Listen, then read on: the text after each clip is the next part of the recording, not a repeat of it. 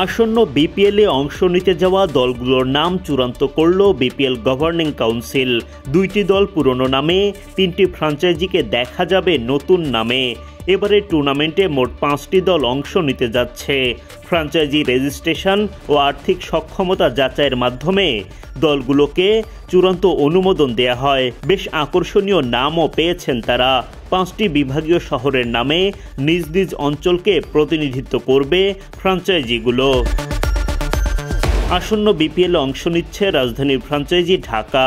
দলটি গেল আসরের নাম ঢাকা ক্যাপিটালস নামেই অংশ নেবে। সবচেয়ে পুরনো ফ্র্যাঞ্চাইজি হিসেবে আসছে বিপিএলে মাঠে নামবে রংপুর বিভাগকে প্রতিনিধিত্ব করা রংপুর রাইডার্স। উত্তরবঙ্গ থেকে আরও একটি দল অংশ নিতে যাচ্ছে।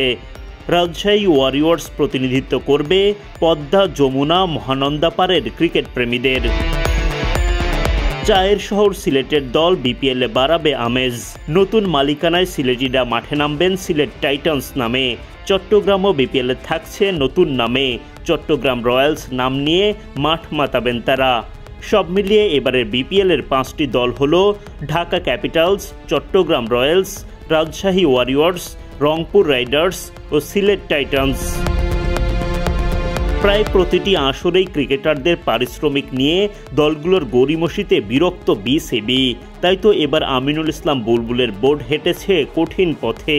আর্থিক সক্ষমতা যাচাইয়ে ব্যর্থ হওয়া প্রতিষ্ঠানগুলোকে ফ্র্যাঞ্চাইজি মালিকানা দেয়া হয়নি। ফলে 5টি দল নিয়ে শুরু হবে বিপিএলের 12তম আসর। প্লেয়ার্স ড্রাফট অনুষ্ঠিত হবে আগামী 17 নভেম্বর। টুর্নামেন্ট শুরুর সম্ভাব্য দিনক্ষণ 19 ডিসেম্বর। সব ঠিক থাকলে জানুয়ারির 16 তারিখের মধ্যেই পর্দা নামবে এই আসরের। দেশের 5 অঞ্চলের 5টি দলের মধ্যে জমজমাট লড়াই দেখার অপেক্ষায় ক্রিকেট ভক্তরা।